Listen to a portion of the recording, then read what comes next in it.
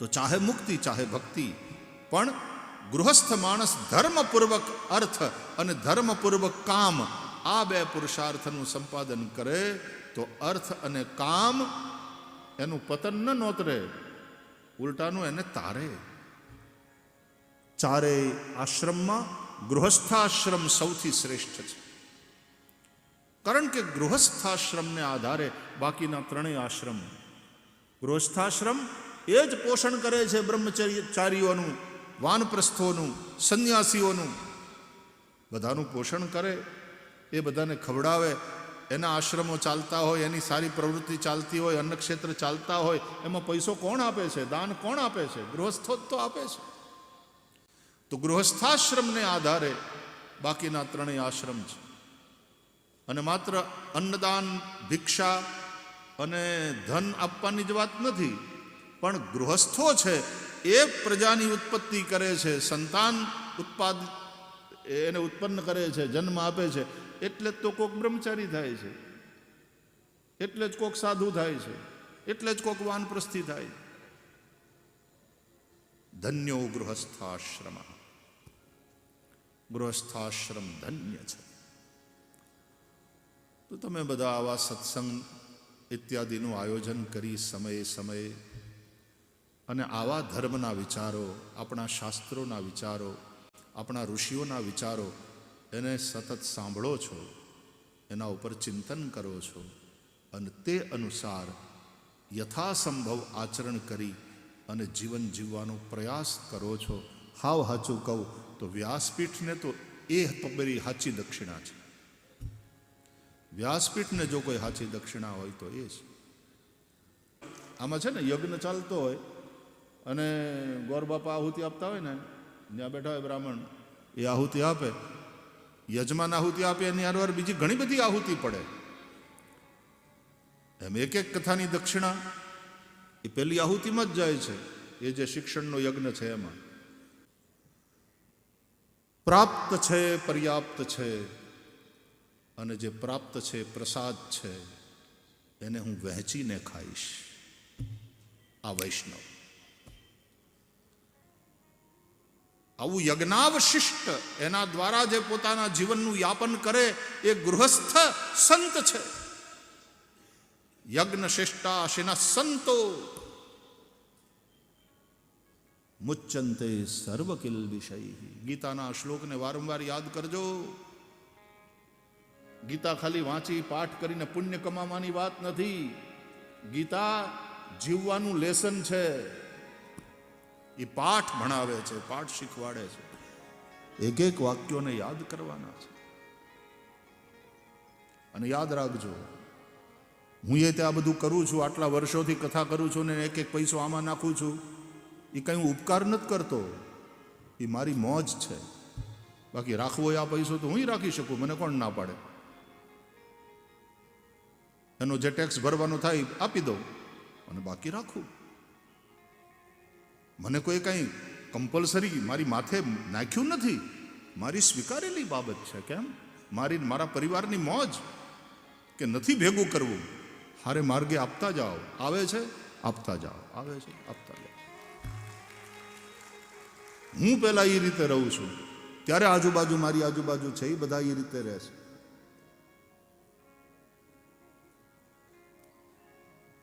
અને સારા કાર્યો થાય છે. 10,000 છોકરા ભણાવવા છે. અત્યારે જ હજારો ભણે છે. આ 10,000નો આંકડો ક્યાંથી આવ્યો? કથા કરતા કરતા. નૈમિષારણ્યમાં જે શૌનકાદી ઋષિઓનું દીર્ઘ સત્ર ચાલે છે અને સૂત મહારાજ કથા સંભળાવે છે, એ શૌનક ઋષિ એ કુલપતિ છે એવું આમાં લખ્યું. વૃદ્ધ કુલપતિ. શૌનક ઋગ્વેદી છે અને શૌનક કુલપતિ છે. કુલપતિ એને કહેવાય કે જેના ત્યાં 10,000 વિદ્યાર્થીઓ રહેતા હોય, ભણતા હોય, અને એવી એક વિદ્યા સંસ્થાનો વડો એ કુલપતિ. શૌનકની પાસે તો 88,000 હતા. 10,000 નહીં, 88,000 ઋષિઓ છે. પણ એને કુલપતિ કહેવાય કે ઓછામાં ઓછા 10,000 છોકરાઓ જ્યાં રહીને ભણતા હોય એવી વિદ્યા સંસ્થાનો વડો. એટલે મારે કંઈ કુલપતિ થવા માટે થઈને આ દાખલો કર્યો. દાખલો સ્વામિનારાયણ સંપ્રદાયનો બહુ મજાનો શબ્દ છે ને સ્વામિનારાયણ સંપ્રદાયમાં મને આ શબ્દ ગમે, દાખલો. એ કુલપતિ થવા માટે દાખલો કર્યો એમ નહીં, પણ મગજમાં એ આંકડો રહી ગયો કે આપણે 10,000 છોકરાઓને ભણાવવા. અને એ વિદ્યા વિક્રય નહીં, એક પૈસો લેવાનો નહીં. અને છતાંય છોકરાઓને કહું, યાદ રાખજો છોકરાઓ, તમે મફત નથી ભણતા. આ ઇન્વેસ્ટમેન્ટ છે, સંસ્થાનું, સરકારનું, સમાજ જે આમાં દાન આપે છે એ બધાનું તમારામાં ઇન્વેસ્ટમેન્ટ છે. એને નિરાશ ન કરતા. એ ઇન્વેસ્ટમેન્ટ સારામાં સારું રિટર્ન આપનારું ઇન્વેસ્ટમેન્ટ સાબિત થવું જોઈએ. એવા ટકોરા બંધ થઈને નીકળો બેટા. અને પછી સમાજે તમારામાં ઇન્વેસ્ટ કર્યા છે તો જ્યાં જાઓ ત્યાં પ્રામાણિકતાથી કાંઈક બનીને દેખાડો, પ્રામાણિકતાથી તમારું કામ કરો. અને પછી તમે આ રીતે ગરીબ બાળકોને ભણાવવામાં અથવા જ્યાં ભણતા હોય ત્યાં યોગદાન કરો. કારણ કે તમારી માથે દેવું છે, તમારે આપવું જોઈએ. પ્રાચીન ગુરુકુળો આ રીતે જ ચાલતા હતા, એ રાજ્યાશ્રિત નહોતા. એના જે પ્રાચ્ય છાત્રો હતા, જ્યાં મજાની વાત કે સાંદીપની ઋષિના આશ્રમમાં સુદામોય ભણે અને કૃષ્ણને બલભદ્ર પણ ભણે.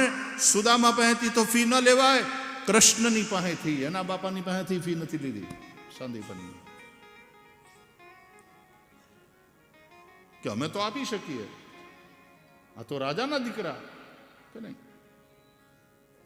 એક આપે ને એક મફત ભણે ને એક ફી આપીને ભણે, એવો ભેદ અમારા છોકરાઓમાં નહીં હોવો જોઈએ.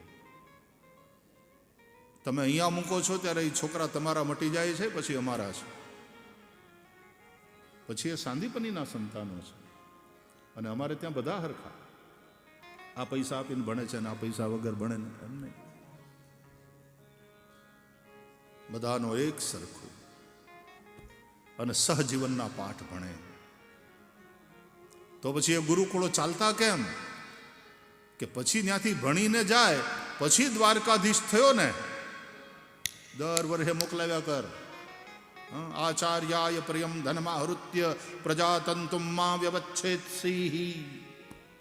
તૈત્તરીય ઉપનિષદ કોન્વોકેશનમાં એ કુલપતિ પછી પોતાના વિદ્યાર્થીઓને કહે કે હવે તમારું ભણવાનું પૂરું થયું બેટા. અહીંયા વર્ષને અંતે પરીક્ષા લેવાતી હતી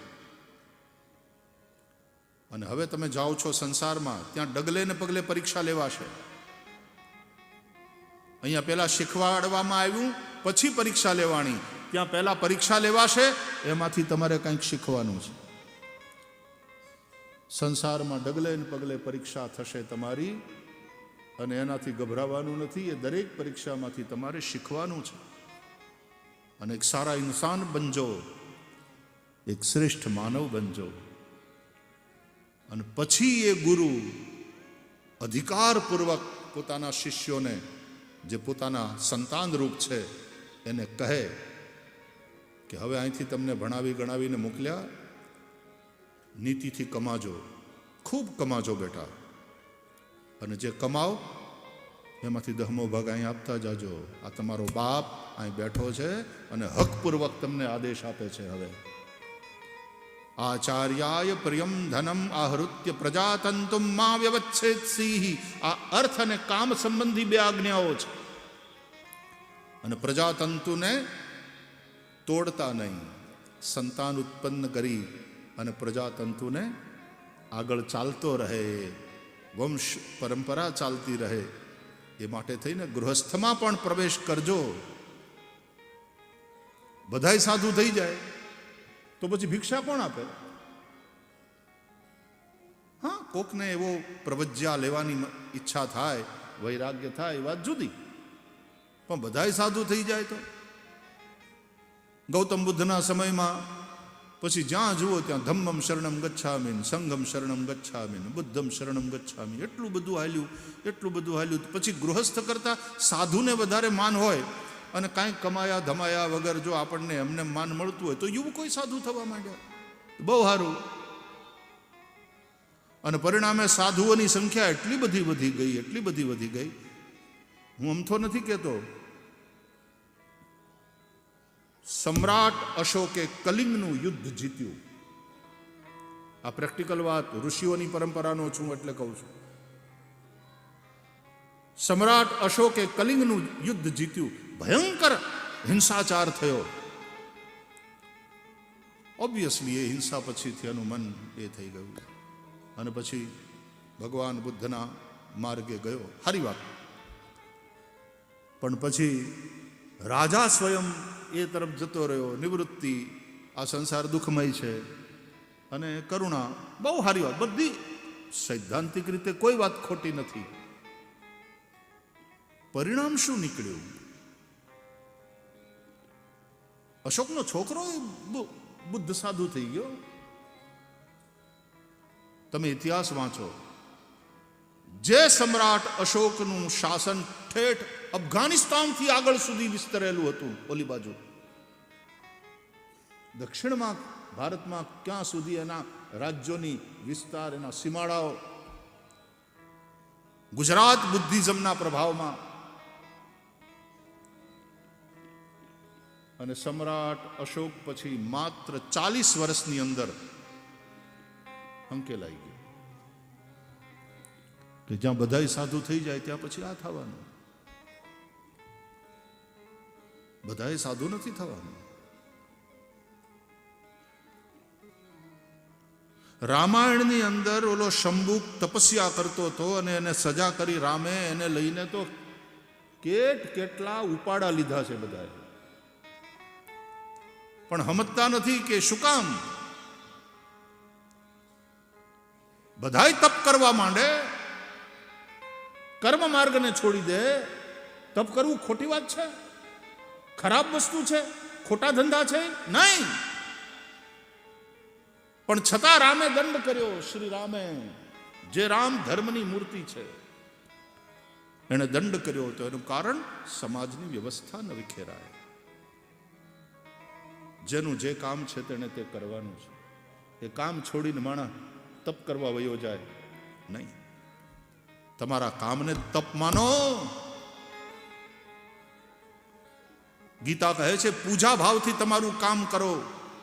તમારા કર્મને યજ્ઞની ઊંચાઈએ પહોંચાડો. સ્વકર્મણા તમભ્યર્ચ સિદ્ધિમ વિંદતિ માનવ. એટલી બધી સાધુઓની સંખ્યા વધી જાય અને ગૃહસ્થ પછી ન રહે તો કેમ ટકશે સમાજ? ડોંગરે બાપજી એમ કહેતા, સીધા થવાની જરૂર છે. સીધો છે એ સાધુ છે. સરળ સ્વભાવ ન મન કુટિલાઈ, જથા લાભ સંતોષ સદાઈ. તો સાધુ ન થવાય? આ બધા સાધુડાઓ વંદનીય છે. એ ધર્મનો ઉપદેશ કરે છે. પણ જેને ખરેખર અંદરનો વૈરાગ્ય થયો હોય ને સંસારમાં જવાની ઈચ્છા નથી, એ બ્રહ્મચારીમાંથી સીધો સંન્યાસમાં જાય એ બરાબર. બાકી તો મેઇન હાઈવે રોડ છે એ લેવાનો છે. બ્રહ્મચર્ય, પછી ગૃહસ્થ, પછી વાનપ્રસ્થ, પછી સંન્યાસ. બાકી શરીરના કેટલાક ધર્મો છે સાહેબ. બલવાન ઇન્દ્રિય ગ્રામો વિદ્વાંસમ અપી કરશતી, ભાગવત કહે છે. ઇન્દ્રિયો બહુ બળવાન છે. આપણે સાધુ થઈ જઈએ તેથી શું? ઇન્દ્રિયો, એનું વિષયો તરફનું આકર્ષણ એક સાધુને માટે તે જીતવું, એનાથી બચવું કઠણ છે. એટલા માટે આહાર શુદ્ધિ રાખવી પડે, કેટલા સંયમ રાખવા પડે, કેટલા નિયમ રાખવા પડે. અને છતાંય મન વિષયોમાં જાય છે. એ સ્વાભાવિક છે. એ સ્વાભાવિક છે. અને એટલા માટે જ આ 4 આશ્રમની વ્યવસ્થા જીવનના યાત્રાને 4 પડાવમાં, બ્રહ્મચર્યાશ્રમ, ગૃહસ્થાશ્રમ, વાનપ્રસ્થાશ્રમ, પછી સંન્યાસ. તપ કરે, વાનપ્રસ્થી તપ કરે, સંન્યાસી તપ કરે, પછી બીજા બધા કર્મ છોડી દે. હવે જો પોતપોતાનું કામ છોડીને તપ કરવા વયા જાય તપ કરવું ખરાબ કર્મ નથી. સજા એ તપ કરતો તો એના માટેની નથી. સજા એની ડ્યુટી છોડી એની છે. હું તમને દ્રષ્ટાંતથી સમજાવું. એક ટ્રાફિક પોલીસ એની ડ્यूटी ट्रैफिक ની અંદર वो चौराहा जो होता है 4 रस्ता એની વચ્ચે હવે તો આપણે નથી બોલું કંઈક આમ ટેબલ બનાવીને માથે છત્રી બનાવે ને એ ટ્રાફિક પોલીસ ત્યાં રહીને ટ્રાફિક કંટ્રોલ કરતો હોય. આને ઊભા રાખે, આને જવા દે, આમ ઊભા રાખે. એની ડ્યુટી ત્યાં.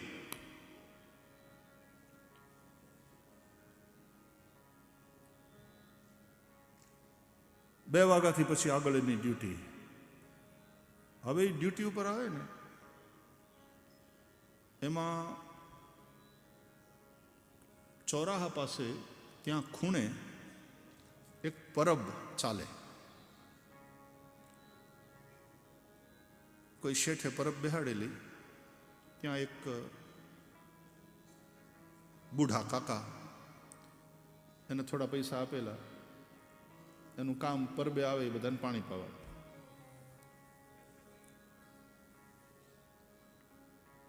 આ પોલીસની ડ્યુટી ત્યાં, ઓલી પરબ ત્યાં. આને જ્યારે તરસ લાગે ત્યારે એ પોલીસ, ટ્રાફિક પોલીસ પરબે જઈને એની પાસે પાણી પીવે. કાકાની અરે વાતોચીતો થાય, ઓળખાણ થઈ ગઈ, ભાઈબંધી થઈ ગઈ. બપોરના ભાગમાં ખૂબ ધોમ ધકતો તડકો હોય ત્યારે થોડો વાહન વ્યવહાર ઓછો, એટલે બહુ ટ્રાફિક હોય નહીં. એકવાર ઓલા કાકા એને થોડા માંદા પડેલા, થોડો તાવ હતો. બપોરના કંઈ ટ્રાફિક બહુ હતો નહીં. એટલે આ પોલીસ ત્યાં જઈ અને કાકાને કે કામ કરો, તમે થોડી વાર સૂઈ જાઓ, હું પાણી પાઈશ બધાને. એટલે એ ત્યાં પાણી પાવા બેઠો પોલીસ. એટલે કાકા આડે પડખે થયા. એ દરમિયાન બરાબર 3:30 વાગે એક એક્સિડન્ટ થયો એ ચોરાહા ઉપર. અહીંથી ગાડી આવી, અહીંથી ટ્રક આવતી હતી. કારમાં હતા એ મર્યા. 2 જણા હતા, ઓન ધી સ્પોટ ખતમ.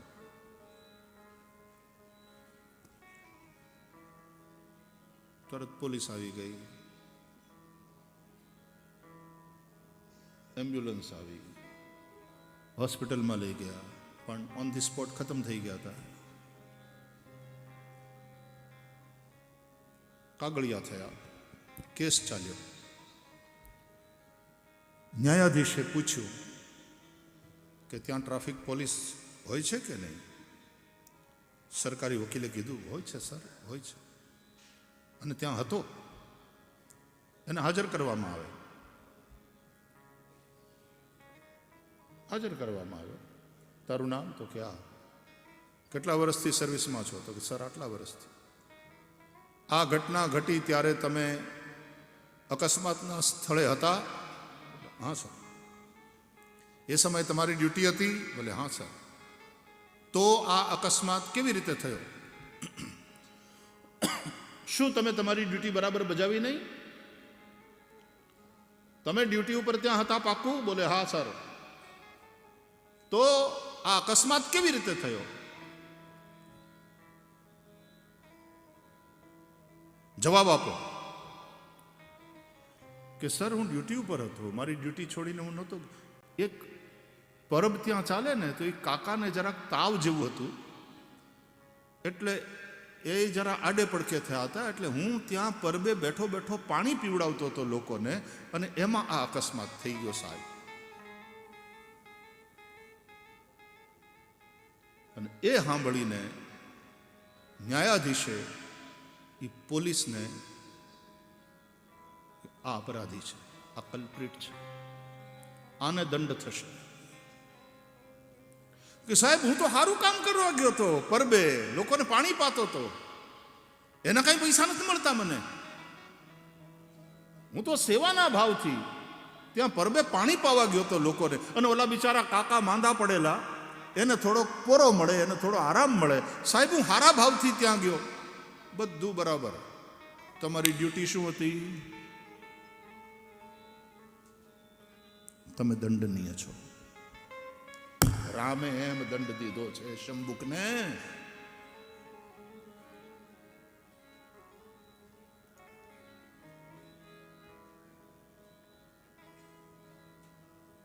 જેને જે ડ્યુટીમાં નિયુક્ત કર્યા છે ડ્યુટી છોડીને જવાય નહીં. એ ધર્મ છે. અને તમે ધર્મને છોડીને તપ કરશો, તપસ્વી થશો. અને એવા તપસ્વી થઈને તમારે કરવું છે હું? કઈ કઈ સિદ્ધિ જોઈએ તમને? ડ્યુટી એ તમારો ધર્મ છે. તમારું કર્તવ્ય શું?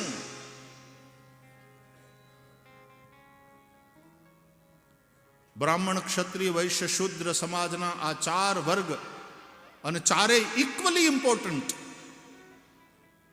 માથું જેટલું મહત્વનું એટલો જ પગ પણ મહત્વના છે. હાથનું એટલું મહત્વ છે, પેટનું એટલું મહત્વ છે.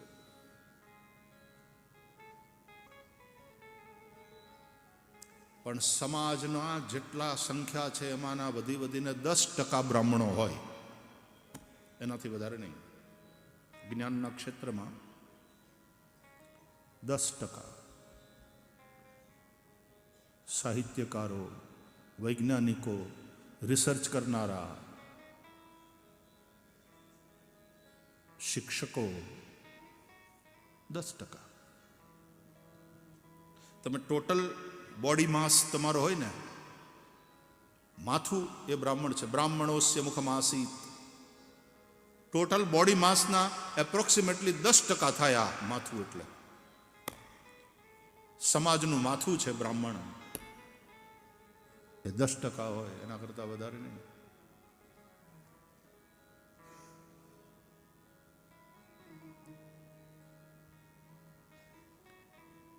ચડાતા પછી છેલ્લે સંન્યાસ.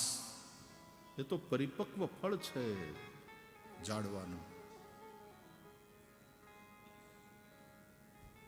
ડ્રોપ આઉટ રેટ કેટલો? જેટલા છોકરાઓએ સ્કૂલમાં એડમિશન લીધું હોય, પ્રવેશોત્સવ કરે છે ને સરકાર, જેટલા એડમિશન લીધું હોય બધા એસએસસી થાય? નહીં. જેટલા એસએસસી પાસ થયા હોય ને કોલેજ જોઈન કરી હોય એ બધા ગ્રેજ્યુએટ થાય? નહીં. જેટલા ગ્રેજ્યુએટ થયા હોય એમાંથી બધા પીએચડી થાય છે? નહીં. પીજી નથી કરતા, બધાય પીએચડી નથી થતા. ડ્રોપ થતા જાય ને પછી છેલ્લે નીકળે એ બહુ ઓછા હોય. એમ સંન્યાસ. પછી જ્યાં જાઓ ત્યાં બુદ્ધમ શરણમ ગચ્છામી, ધમ્મમ શરણમ ગચ્છામી, સંઘમ શરણમ ગચ્છામી. અને આટલા જો સાધુ થઈ જાય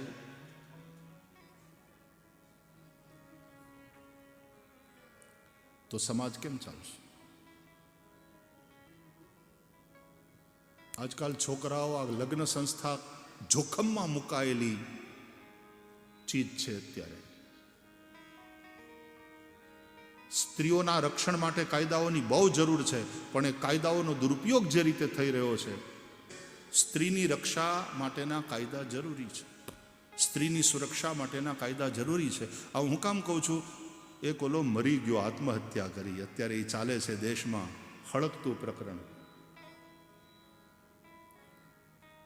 રૂપિયા કઢાવવા માટે થઈને એને જે ત્રાસી પતિને આપવામાં આવ્યો સાસરિયાઓ તરફથી, ઓલાએ આત્મહત્યા કરી.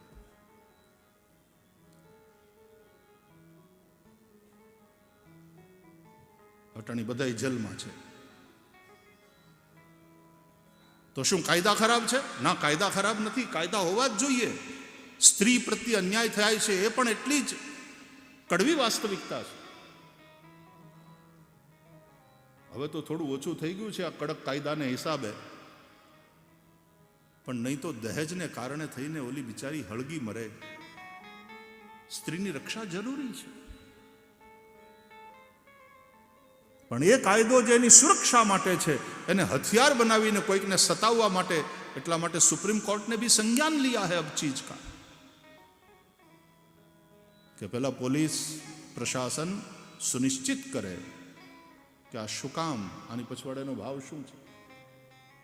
કોર્ટ પણ હવે સાવધાન થઈ ગઈ છે, પણ એ કાયદાનો દુરુપયોગ કરતા શીખવાડે છે કોણ? જેની માથે કાયદાની જવાબદારી છે. એવા લોકો જો આવું કરશે,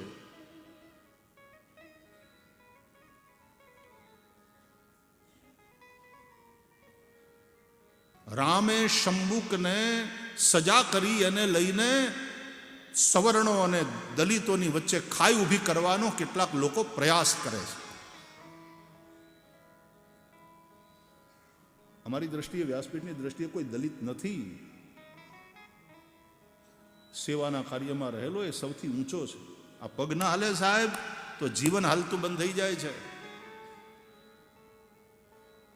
બ્રાહ્મણ શિક્ષક છે, ક્ષત્રિય રક્ષક છે, વૈશ્ય પોષક છે, શુદ્ર સેવક છે. અને સેવા ધર્મો પરમ ગહન યોગિનામ અપી અગમ્ય. હનુમાન સેવક છે, રામના સેવક. કેવી સરસ વ્યવસ્થા હતી આપણી, બગાડી નાખી. સમાનતા અને સમરસતા બહુ જરૂરી, અને યજ્ઞ દ્વારા થતી હતી.